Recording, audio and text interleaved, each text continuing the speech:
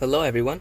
Today I'll take you on a tour of this 2023 Volkswagen Atlas Cross and show you why it's a very nice mid-size luxury SUV, and I think it looks really nice on the outside. It has like that cool kind of coupe-like SUV look, and I think it's a wonderful choice in the mid-size SUV market. Thank you to Volkswagen of Kirkland for providing me with this 2023 Volkswagen Atlas Cross Sport. They have all the latest Volkswagen models, from the Volkswagen Golf all the way to the Volkswagen ID4. And if you're in the Seattle area and are looking for a brand new Volkswagen, check out VW of Kirkland.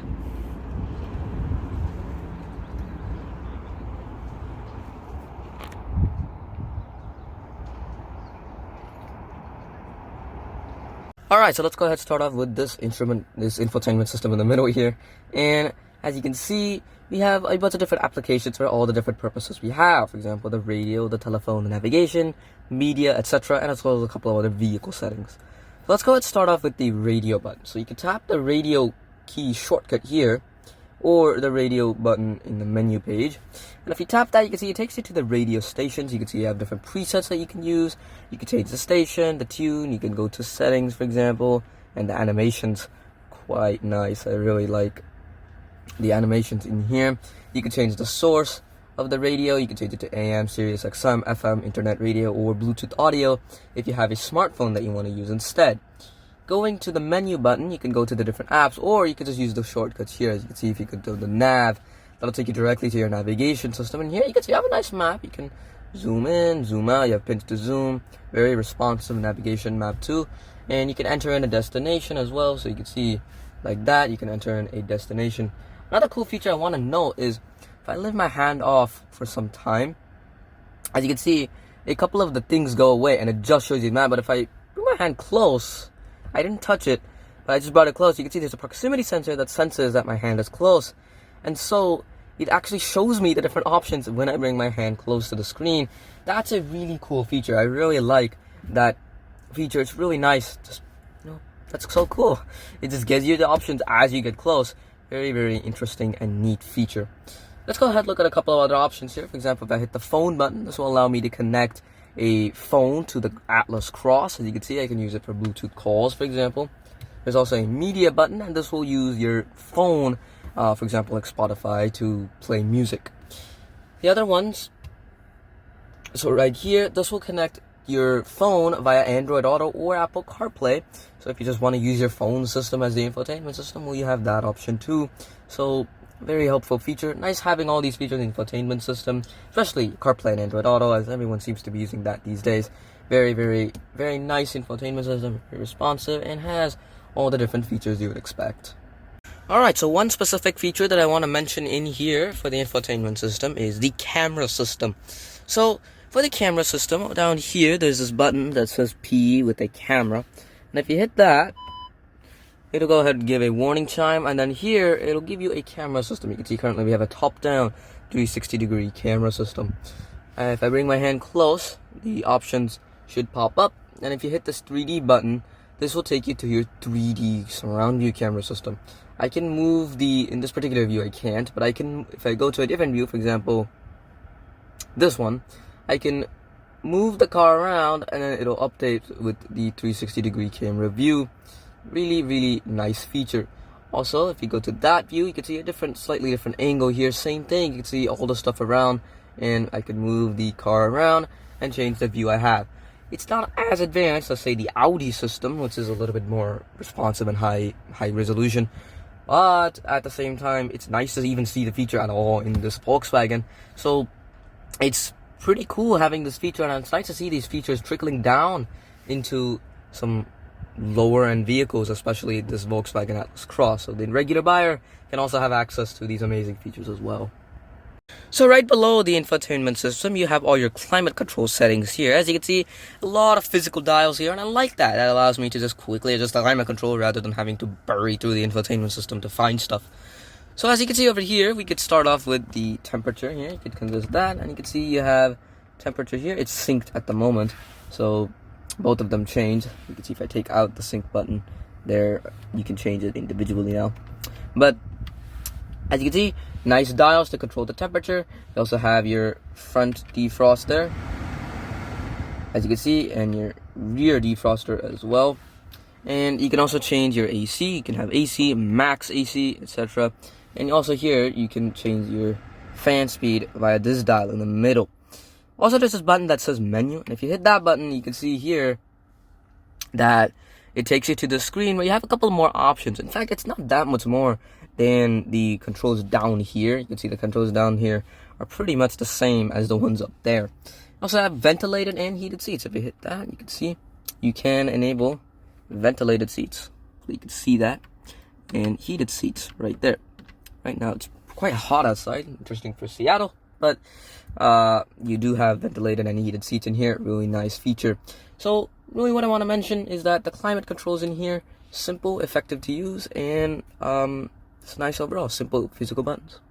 Alright, so moving down below the climate controls, in here we have two USB Type-C ports and a 12-volt outlet, and behind we have a regular PR&D shifter. You don't have the new weird knobs and buttons that some other manufacturers are going to. You just have the regular PR&D shifter here. Hit the button, move the shifter. Isn't that difficult to master. You also have manual control on the drive setting as well. Start stop button right there, and the electronic parking brake over there as well. Your camera system and your other parking assist features. And I'll get to the drive modes in just a second. Over here you have two cup holders. I have the key in here right now, but you can see you have two cup holders. Very nice large cup holders. And behind a center console that has huge room. You can see a lot of room in here. And you also have an extra USB Type-C port. So very nice place overall. Let's go ahead and get to the drive modes now. Alright, so let's go ahead and talk about these drive modes. So it's very simple to use these drive modes here. Just rotate the knob or hit that button. So if you rotate the knob, you'll see in this infotainment system that the drive mode shows up, and you have these different diagrams. You can see this is auto mode, you have custom mode, and then here's just normal mode. This will allow you to select it, and then you can also adjust it to snow mode, for example, and you can select it again. You can also enable eco mode like that as well. So very, very nice mode over, very nice dial overall. You can also hit this button in the middle, and that'll take you to this page as well. It'll give you some information. So yeah, those are the drive modes in this car. Nice to see those graphics in here as well. Gives you a visualization of what mode you're in. So on the subject of storage, I also wanted to emphasize some more storage here. As you can see, a little bit of storage up here as well. So you can stick stuff over there and it won't reflect on the dashboard. Kind of a cool feature. And you can see over here, there's a glove box. There's also obviously some more storage around the car. There's obviously storage in there too. So quite a bit of storage in the front as well if you want to stick some stuff around.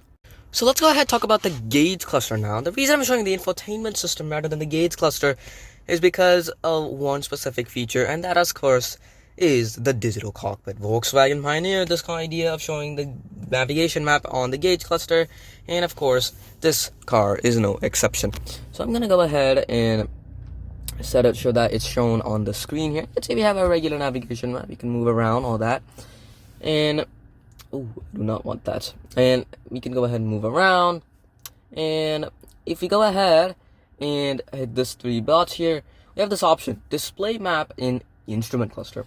And if I hit that, all of a sudden now the instrument cluster shows the map and not the center screen.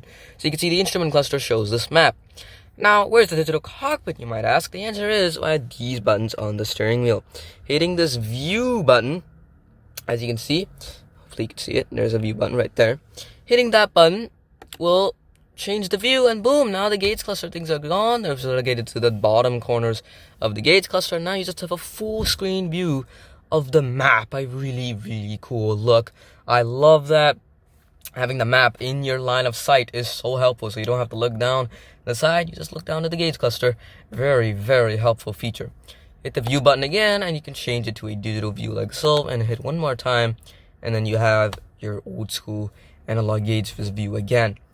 Also, these buttons on the side over here will allow you to adjust what you're looking at. If you don't want to look at the map, you can change it to audio, your phone, your vehicle status, your driving data, like the range that's left, etc.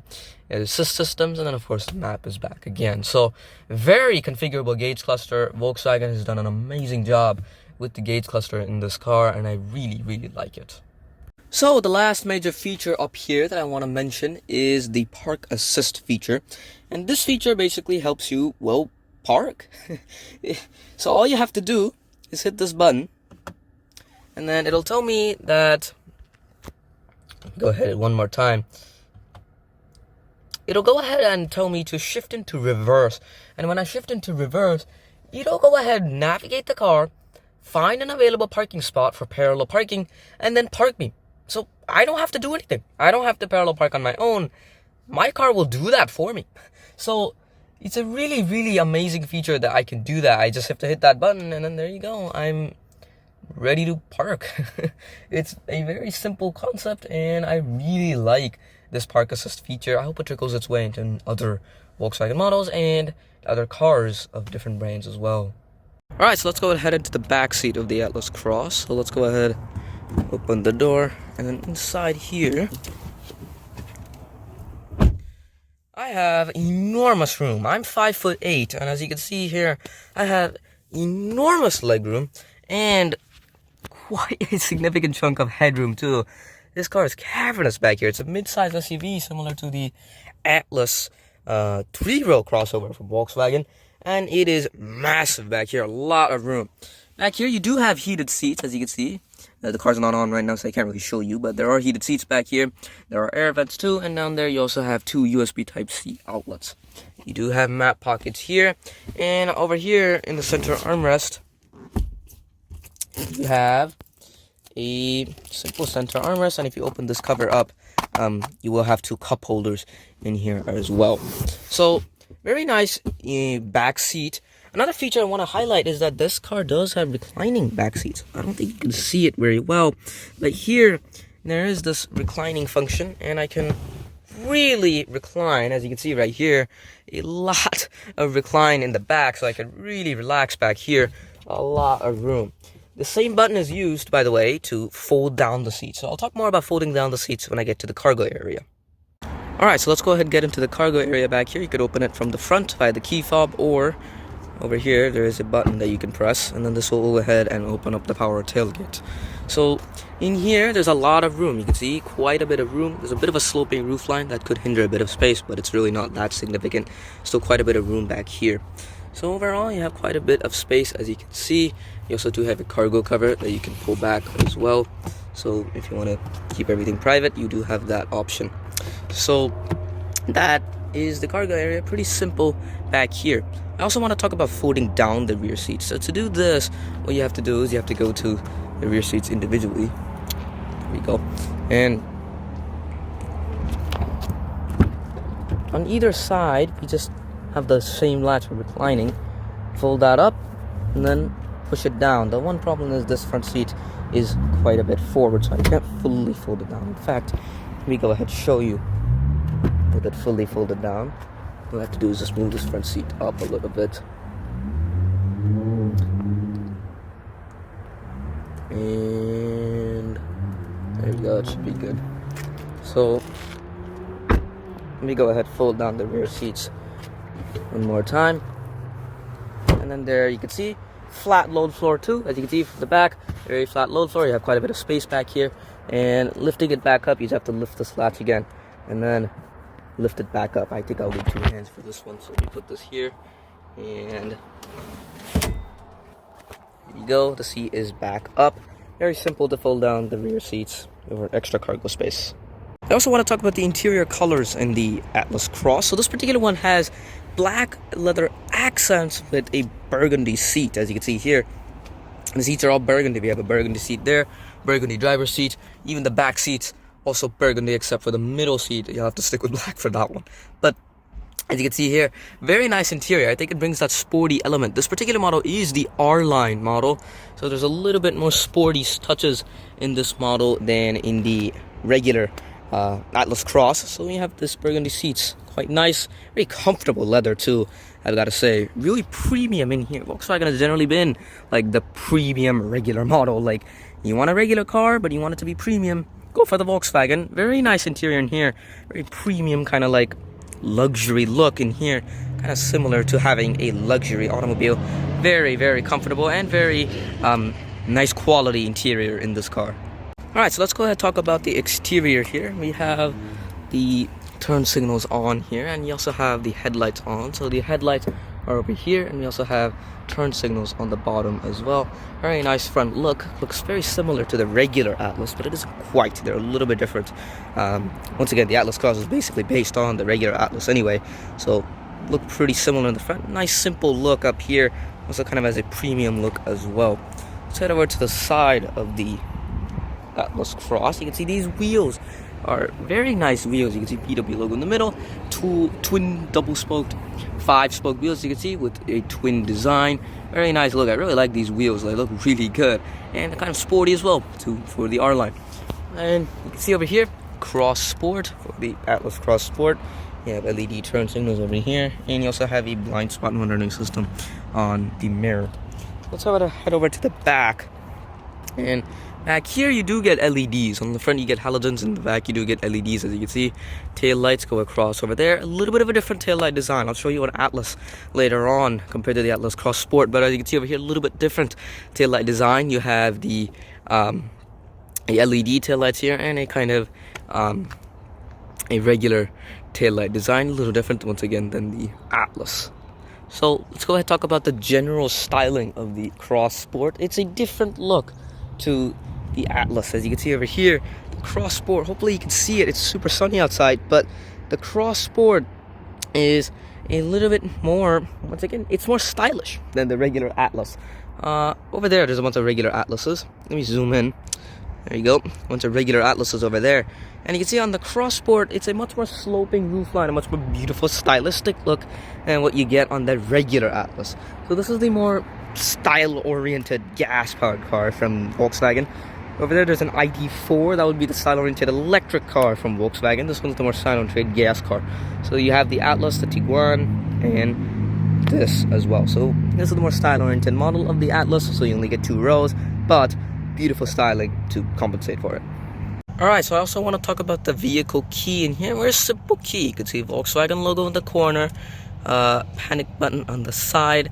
At the front you have remote start, the tailgate opener, unlock and lock button. So simple key, nothing too detailed or anything in this Atlas Cross. Just a normal regular key, nothing all that amazing. Just a, again, normal key, but the key doesn't really matter. It's the car that matters, and the car is quite nice in here. Also want to talk about the window sticker. So for the last thing here, this window sticker, this car is a 20 miles per gallon car. It's a larger vehicle, so not as wonderful as fuel economy, but this particular one, 20 miles per gallon. Also over here we have a 3.6 liter V6 engine, so I'm gonna go ahead and go talk about that when we get to the powertrain. And overall, $54,998. This particular model is a fully equipped SEL premium R-Line model, so it has every option package ticked, and as such, you have a little bit more expensive car than you might think, 55 grand, but it's a very, very nice car in here, so I think the cost is pretty worth it. And finally, let's head over under the hood and talk about this powertrain. So you can see here, Volkswagen V6 engine. You have around 276 horsepower from this 3.6 liter V6. So very typical powertrain. Nothing, oh no, it's not hybridized, nothing like that. Normal V6 engine under here. One thing I really like is that everything is exposed. Well, makes me happy whenever all these cars have exposed engines under here. This one's no exception. Very exposed engine, as you can see. All the parts, easy maintenance and stuff. So there's that. Also, VW has a really good warranty as well, so if you have any problems, very easy to get it repaired because of the long warranty that Volkswagen offers. So very nice engine under here, and yeah, that's about it. And so that's the 2023 Volkswagen Atlas Cross. This car is an amazing midsize SUV that is very stylish on the outside, has a dependable Volkswagen V6 powertrain, has a lot of comfort on the inside with those nice leather seats, and has very good technology with the 360-degree camera systems and multiple driving modes that I mentioned. If you're in the market for a 2-row midsize SUV, this Volkswagen Atlas Cross is a wonderful choice, and it's an amazing car overall.